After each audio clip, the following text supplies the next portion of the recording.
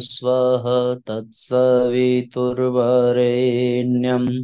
भर्गो देवस्य धीमहि धियो यो नः प्रचोदयात्। ॐ सद्गुरुचरण कमलेभ्यो नमः। वंदे भगवतीं देवीं श्रीरामञ्च जगद्गुरुं पादपद्मे तयोः श्रित्वा प्रणमामि मुहुर्मुहुः।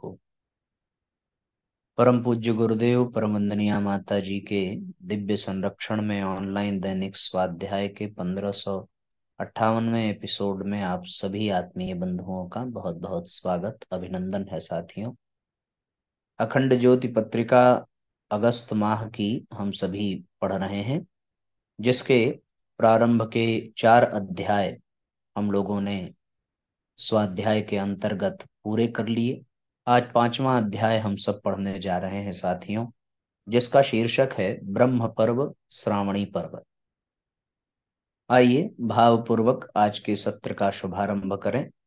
उसके पूर्व शीघ्रता से आप सभी अपने अपने ग्रुप में अपने अपने परिजनों को आज के स्वाध्याय का लिंक यथाशीघ्र शेयर कर दीजिए और आप स्वयं भी इसे लाइक कर दें।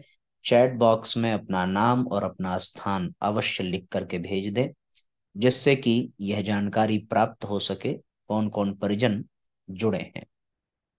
जैसा कि आप सबको पूर्व से जानकारी दी गई थी कि आज का सत्र जो है जूम ऐप पर लाइव नहीं चलेगा, क्योंकि झांसी कार्यक्रम के लिए प्रस्थान करना है। जिस समय आप ये स्वाध्याय सुन रहे हैं उस समय हम लोग ट्रेन में यात्रा में होंगे। पर स्वाध्याय एक संकल्प है, एक अभियान है जो निरंतर चलता ही रहेगा, परिस्थितियां चाहे जैसी हों, क्योंकि इसको पूज्य गुरुदेव वंदनीय माता जी का संरक्षण है। ऋषि सत्ताएं इस क्रम को संपन्न करा रही हैं। इसके लिए हम सभी उनके चरणों में बारंबार वंदन करते हुए आइए आज के सत्र का शुभारंभ करते हैं। एक बार सभी परिजन बता देंगे, सबको आवाज अच्छे से आ रही है? ब्रह्म पर्व श्रावणी पर्व हमारी संस्कृति पर्व त्योहारों की संस्कृति है।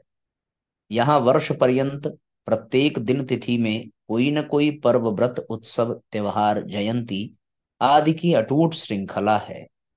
इनमें भारतीय समाज सभ्यता संस्कार और संस्कृति के उदात्त जीवन मूल्यों की प्रेरणा और शुभ संदेश सन्निहित हैं, जो पीढ़ी दर पीढ़ी हस्तांतरित होते हुए इस आधुनिक युग में भी बने हुए हैं।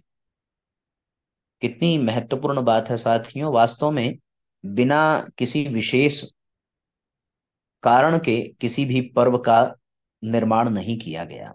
हर पर्व के पीछे, हर त्योहार उत्सव जयंती के पीछे एक अद्भुत अलौकिक आध्यात्मिक विचारधारा रही है, जो जीवन मूल्यों को उत्कृष्टता प्रदान करती है और हमें संस्कार सभ्यता संस्कृति से जोड़ती है। और उसी प्रारंभिक परंपरा से, सनातन परंपरा से हम सब जुड़ते चले आ रहे हैं।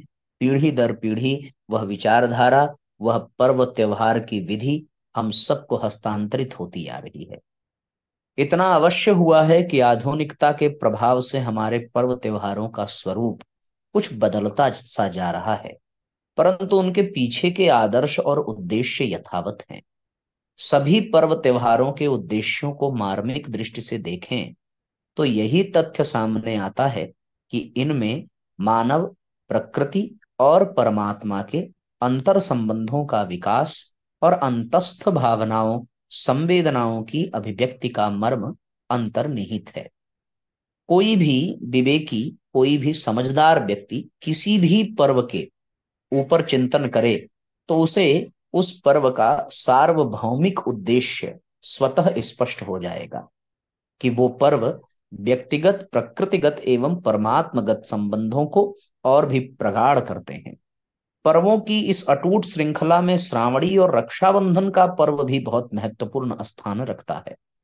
श्रावण मास की पूर्णिमा के दिन ही ये दोनों पर्व मनाए जाते हैं। इस वर्ष यह पर्व 19 अगस्त श्रावण सोमवार को मनाया जाना है। जिसे हम सब मना चुके हैं साथियों पिछले माह में। हमारे शास्त्रों से इस पर्व की बड़ी महिमा और महत्ता बताई गई है। इसे सृष्टि का जन्मोत्सव पर्व भी कहा जाता है, क्योंकि श्रुतियों के अनुसार इसी दिन परमपिता परमात्मा की स्फुरना से एकोहम बहुश्याम का संकल्प साकार हुआ था। यानी आज के दिन ही सृष्टि के निर्माण का क्रम प्रारंभ हुआ था। कब? श्रावणी पूर्णिमा के दिन। परमात्मा और उनकी आद्य शक्ति प्रकृति से ही इस बहुआयामी सृष्टि ने जन्म लिया। परब्रह्म परमात्मा के संकल्प से जन्मी इस सृष्टि के भरण पोषण और कल्याण के निमित्त जो ब्रह्म के सहयोगी बनते हैं, उन्हें क्या कहते हैं? ब्राह्मण कहते हैं। श्रावणी पर्व ऐसे ही ब्राह्मणत्व के लिए संकल्पित होने का उपदेश देता है। ब्रह्म की आराधना ब्राह्मणत्व धारण करके ही सार्थक होती है। इसलिए इस पर्व को ब्रह्म पर्व भी कहा जाता है। सनातन परंपराओं के विज्ञ लोग यह भली भांति जानते हैं कि श्रावणी के इस महापर्व में जीवन की अंतः बाह्य शुद्धि सुचिता के लिए प्रायश्चित विधान और जीवन मूल्यों आदर्शों के पोषण संरक्षण का संकल्प जुड़ा है। अंतः शुद्धि के लिए ज्ञान, बाह्य शुद्धि के लिए दश स्नान आदि का विधान है। श्रावणी पर्व पर गंगा जी में अथवा किसी पवित्र नदी में 10 स्नान विधि अपना करके लोग बाह्य प्रायश्चित यानी बाह्य मलिनता को दूर करते हैं और ब्राह्मणत्व को धारण कर ज्ञान के प्रति समर्पण कर अंतः शुद्धि अंतर जगत की परिष्कार की विधि व्यवस्था बनाते हैं। ज्ञान के स्रोत गुरुजन ऋषि मुनि ब्राह्मण तत्ववेत्ताओं से आत्मबुद्धि के लिए संकल्पित होने तथा अपने संकल्प को सुदृढ़ता के लिए रक्षा सूत्र धारण करने की पावन परंपरा है। रक्षा सूत्र जो हम बांध करके रखते हैं, ये निरंतर स्मरण दिलाने के लिए है कि हमें ज्ञान पथ पर, आत्म कल्याण के पथ पर आगे बढ़ने के लिए ही यह रक्षा सूत्र गुरु के द्वारा, आचार्य के द्वारा बांधा गया है। मनुष्य की अंतरात्मा को पवित्रता की ओर उन्मुख कर परमात्मा का बोध करा देने वाले ज्ञान के प्रति कृतज्ञता और प्रतिबद्धता की यह अनूठी ऋषि परंपरा है। इसके साथ ही तीर्थ सेवन, विशेष कर्मकांड, हेमाद्रि संकल्प, तर्पण आदि के माध्यम से मानवीय चरित्र में आई त्रुटियों का प्रायश्चित एवं श्रेष्ठ आदर्शों, सत्कर्मों, मूल्यों, मर्यादाओं का पालन कर जीवन की सार्थकता का पावन संकल्प इस पर्व के साथ जुड़ा हुआ है। ज्ञान भारतीय संस्कृति में सर्वोपरि तत्व है और इसका आदि स्रोत वेद है। प्राचीन काल में ऋषिगण श्रावणी से ही वेद पारायण आरंभ करते थे, जिसे उपाकर्म कहा जाता था। इसी दिन से वेद प्रारंभ होता है पढ़ना, ऐसा विधान है। ज्ञान और ज्ञान को प्राप्त कराने वाले आप्त पुरुषों के प्रति कृतज्ञता श्रद्धा को अर्पण कर उनके अनुशासन को शिरोधार्य कर सूत्र रूप में प्रतिबद्धता दर्शाई जाती है। प्रतिष्ठित गुरुकुलों, आश्रमों, गुरुजनों में यह परंपरा आज भी देखी जा सकती है। श्रावणी के दिन विशिष्ट कर्मकांड भी संपन्न किया जाता है। इसमें यज्ञोपवीत परिवर्तन, शिखा सिंचन एवं प्रायश्चित के रूप में हेमाद्रि संकल्प इस पर्व में अभिन्नता से जुड़े हैं। यज्ञोपवीत के माध्यम से कर्तव्य निष्ठा, शिखा के माध्यम से विवेकशीलता के लिए व्रती हुआ जाता है। पाप निवारण एवं चारित्रिक सुचिता के लिए हेमाद्रि संकल्प किया जाता है। इसमें पूर्व कृत्यों के प्रायश्चित के साथ साथ भविष्य में पातक कर्मों से बचने, चोरी, हिंसा, निंदा न करने तथा सत्कर्म और सद आचरण करने का संकल्प लिया जाता है। इसे प्रायश्चित संकल्प भी कहा जाता है, क्योंकि इसके अंतर्गत ज्ञात अज्ञात अनेक पापों, दुष्कर्मों का नाम उल्लेख कर उनसे मुक्ति पाने की कामना की जाती है। और मिट्टी, गाय के गोबर, भस्म, पंचगव्य, अपामार्ग, कुशयुक्त जल, दुर्वा आदि से स्नान किया जाता है। ये सभी स्वास्थ्यवर्धक और रोगनाशक, सर्वशुद्धि देने वाली चीजें कही गई हैं। स्नान के पश्चात देव पूजन, ऋषि पूजन कर आत्म शुद्धि और आत्म शांति की कामना की जाती है तथा अग्निहोत्र, हवन आदि संपन्न कर सूर्य को अर्घ्य समर्पित किया जाता है। श्रावणी पर्व को मनाने की आदर्श प्रक्रिया यही है कि इस दिन की पुण्य वेला में यथासंभव कर्मकांड के विधानों को पूरा करते हुए स्वयं में आत्मशुद्धि के लिए सद्गुणों को अपनाने के लिए संकल्पित हुआ जाए।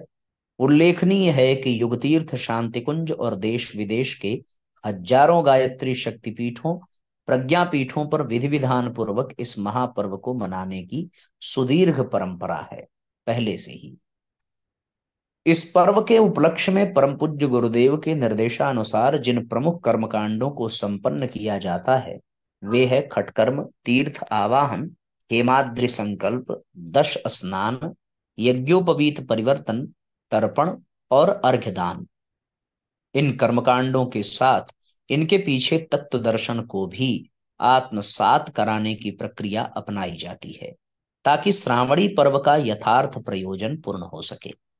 ज्ञान, सत्कर्म और संस्कारों के लिए संकल्पित करने वाले श्रावणी उपाकर्म के साथ ही इस दिन हमारे सांस्कृतिक प्रतिमान का विशिष्ट पर्व रक्षाबंधन भी मनाया जाता है।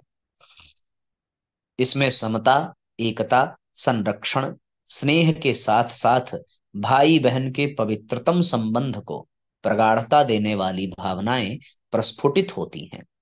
भावना के सूत्र बड़े सूक्ष्म और प्रगाढ़ होते हैं।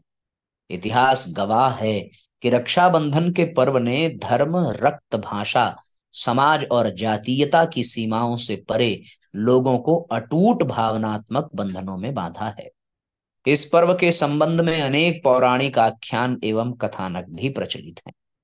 इनमें से एक द्रौपदी द्वारा भगवान कृष्ण को रक्षा सूत्र बांधकर रक्षा का वचन मांगने वाले दृष्टांत से हम सभी परिचित हैं। ऐसे ही इस पर्व से अनेक इतिहास कथाएं भी जुड़ी हैं। ऐसे सैकड़ों विवरण प्राप्त होते हैं जो यह दर्शाते हैं कि रक्षाबंधन कई युगों से राष्ट्रीय एवं सामाजिक मर्यादाओं में बांधने तथा बहनों की अस्मिता की सुरक्षा हेतु संकल्पित होने का पर्व रहा है। वर्तमान समय में भी यह पर्व अद्यतन अपनी प्रासंगिकता बनाए हुए है। भाई बहनों के पवित्र स्नेह सूत्र के प्रतीक रूप में यह भारतीय संस्कृति के दिव्य आदर्शों का परिचय कराता है। जीवन मूल्यों के अतिशय अवमूल्यन के दौर में भी यह पर्व नारी गरिमा को खतरे से बचाने हेतु संकल्पित बने रहने का संदेश देता है। विश्व समुदाय के लिए यह आदर्श प्रस्तुत करता है कि नारी जाति के प्रति सम्मान और पवित्र भाव की दृष्टि रखने में ही व्यक्ति, समाज एवं संस्कृति का उत्थान निहित है। ये कहा जा सकता है कि संस्कार और संवेदना से संयुक्त यह पर्व हमारे सामाजिक जीवन में प्रतिवर्ष साहस, शक्ति और उल्लास का संचार करने प्रस्तुत होता है।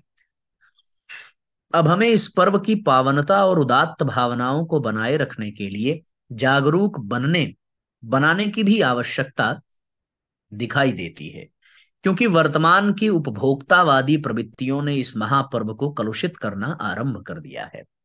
नारी गरिमा को संस्कार, सम्मान और संवेदना के स्थान पर रूप, सौंदर्य और दिखावटीपन से परिभाषित किया जाने लगा है।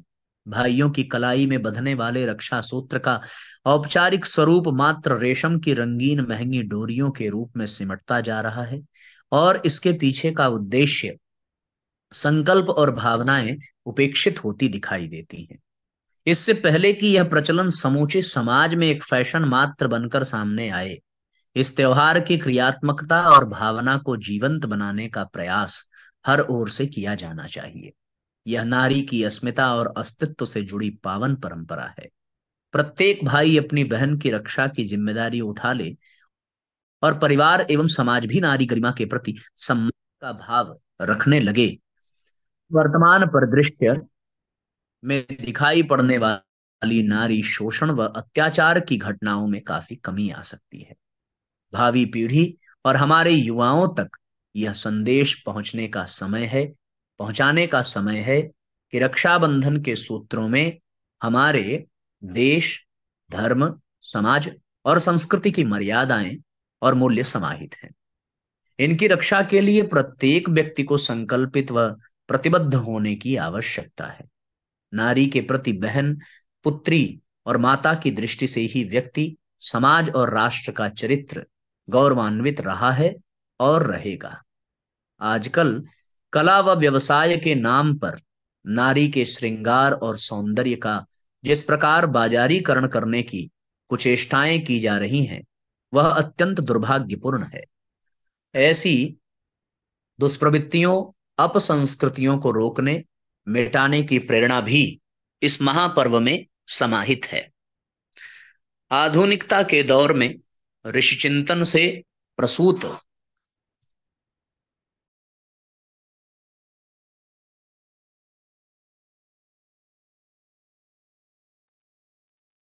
ऐसी दुष्प्रवृत्तियों, अपसंस्कृतियों को रोकने, मिटाने की प्रेरणा भी इस महापर्व में समाहित है। आधुनिकता के दौर में ऋषि चिंतन से प्रसूत इस महापर्व को मूल्यनिष्ठ बनाकर नई गरिमा व नया अर्थ देने की आवश्यकता है। बहनें भी जब भाइयों की कलाई में रक्षा सूत्र बांधें, तो उनसे सिर्फ अपनी सुरक्षा और सम्मान का वचन न लें, अपितु समस्त नारी शक्ति के सम्मान का वचन लें। ऐसा करके इस पर्व के उद्देश्य को और अधिक व्यापक व सार्थक बनाया जा सकता है। श्रावणी और रक्षाबंधन पर्व के दिन ही प्रकृति के आंचल से सृष्टि प्रकट हुई थी। अतः इस दिन वृक्षारोपण, हरितिमा संवर्धन द्वारा माता प्रकृति की आराधना और उसके संरक्षण के प्रति संकल्पित होने का भी विधान जुड़ा है। ऐसे में इस पर्व के दिन जब आचार्य गण अपने यजमानों को रक्षा सूत्र बांधें अथवा बहनें अपने भाइयों को इस स्नेह बंधन की प्रगाढ़ता के लिए वृक्षारोपण अवश्य करें। प्रकृति पर्यावरण संरक्षित और समृद्ध हो, व्यक्ति कर्तव्यनिष्ठ और चरित्रवान बने, समाज संस्कारित हो तथा नारी जीवन की पवित्रता व अस्मिता सुरक्षित रहे, यही इस महापर्व का पावन उद्देश्य है। ये साथियों अपने आप में बहुत ही अद्भुत संदेश है। वास्तव में आज के परिप्रेक्ष्य में आप देखें तो चारों ओर कटते वृक्ष समस्या का कारण बनते जा रहे हैं। गिरता चरित्र मर्यादाओं का उल्लंघन कर रहा है और हमारे देश की बच्चियां, हमारे देश की नारियां असुरक्षित हैं। उनके साथ, उनकी स्मिता के साथ, उनके सम्मान के साथ भरपूर खिलवाड़ किया जा रहा है।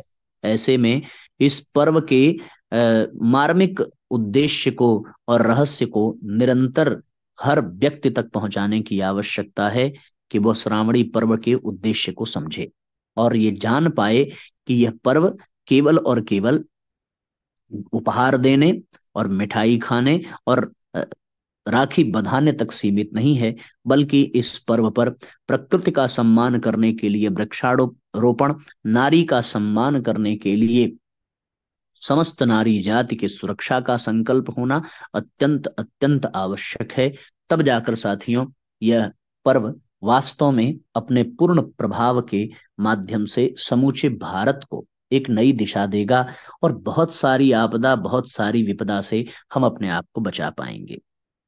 इसलिए साथियों केवल यही नहीं, ऐसे अनेकों पर्व हमारी संस्कृति से जुड़े हुए हैं और हमें विरासत के रूप में प्राप्त हुए हैं, जिसका उद्देश्य, जिसकी गौरव गरिमा समझ करके हर मानवता से जुड़े हुए प्रत्येक व्यक्ति को एक विशेष उपहार ही कहना चाहिए, जिसके माध्यम से वह अपना भी कल्याण कर सकता है और जिस समाज में है उस समाज का भी वो उद्धार कर सकता है। निसंदेह बहुत ही सरल, बहुत ही स्पष्ट और बहुत ही श्रेष्ठ अध्याय था। संभवतः किसी के मन में कोई भी प्रश्न होगा ही नहीं, बिल्कुल स्पष्ट चीजें हैं। इस बार तो रक्षाबंधन हमने कैसे भी मनाया, पर अगली बार रक्षाबंधन बिल्कुल ऐसे मनाएं जैसा इन पंक्तियों में कहा गया है। इस तरीके से साथियों आज के सत्र को हम लोग 20-25 मिनट का ही रख करके विश्राम दे रहे हैं। अगला अध्याय अगर प्रारंभ करते हैं तो फिर थोड़ा समय अधिक लगेगा। उसको और भी अच्छे से समझने के लिए थोड़े अधिक समय की आवश्यकता होगी। तो आज के सत्र को यहाँ पर विश्राम। आइए गायत्री मंत्र साथ साथ बोलते हैं। ओम भूर्भुवः स्वः तत्सवितुर्वरेण्यं भर्गो देवस्य धीमहि धियो यो नः प्रचोदयात्। सभी आत्मीय बंधुओं को बहुत बहुत प्रणाम, बहुत बहुत धन्यवाद। अब जो लोग 20 मिनट के बाद जुड़ते हैं ना, उनको आज कुछ मिलने वाला नहीं है, और जो लोग समय से जुड़ते हैं उन्हें आज बहुत कुछ प्राप्त हो गया होगा। इसलिए समय से ध्यान देकर प्रतिदिन समय से ही जुड़ें, क्योंकि शुरुआत निश्चित है, समापन कब होगा यह सुनिश्चित नहीं है। वो कभी 20 मिनट भी हो सकता है, कभी 30 मिनट, कभी 40 मिनट। तो जो 30 मिनट के फेर में होंगे कि चलो 20 के बाद जुड़ेंगे, तो उनका तो हो गया बहुत बड़ा नुकसान। इसलिए अगली बार से ध्यान रखेंगे, जो लोग इसको बाद में सुन रहे हैं वो इस पर अमल करेंगे। सबको प्रणाम, सबका मंगल हो साथियों। कल जो है, जब स्वाध्याय का समय होगा तो हम मंच पर होंगे, तो कल का स्वाध्याय भी आपको इसी तरीके से YouTube पर मिल जाएगा, आप करेंगे। परसों जैसी स्थिति बनेगी हम आपको बताएंगे। सबका मंगल हो। जय राम जी की शुभ रात्रि। राम नाम आधार जिन्हें वो जल में राह बनाते हैं, जिन पर कृपा राम करे वो पत्थर भी थिर जाते हैं। जिन पर कृपा राम करे वो पत्थर भी थिर जाते हैं। राम नाम आधार जिन्हें, राम नाम आधार जिन्हें वो जल में राह बनाते हैं। जिन पर कृपा राम करें वो पत्थर भी थिर जाते हैं। जिन पर कृपा राम करें वो पत्थर भी थिर जाते हैं। दोनों हाथ ऊपर उठाइए, एक साथ तालियां बजाइए।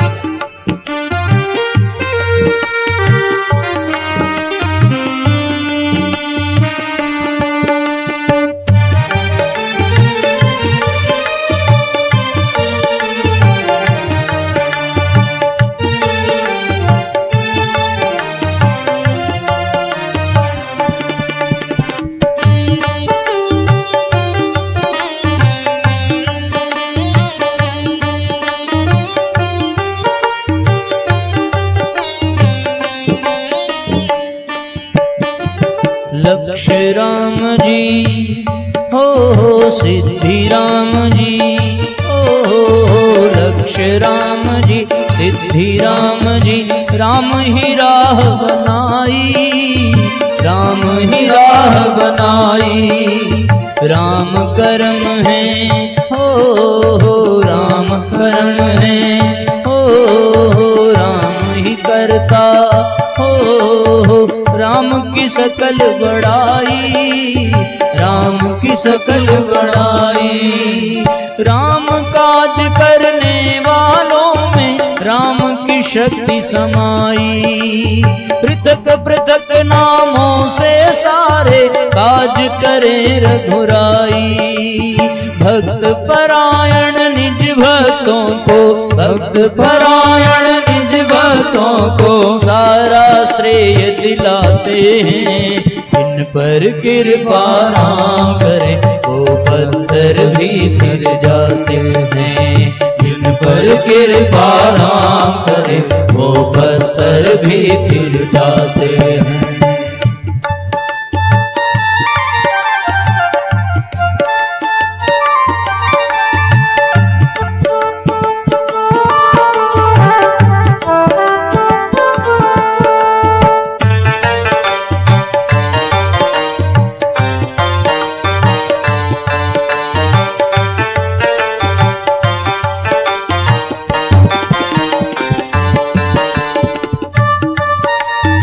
दोनों हाथ ऊपर उठाइए, एक साथ तालियां बजाइए।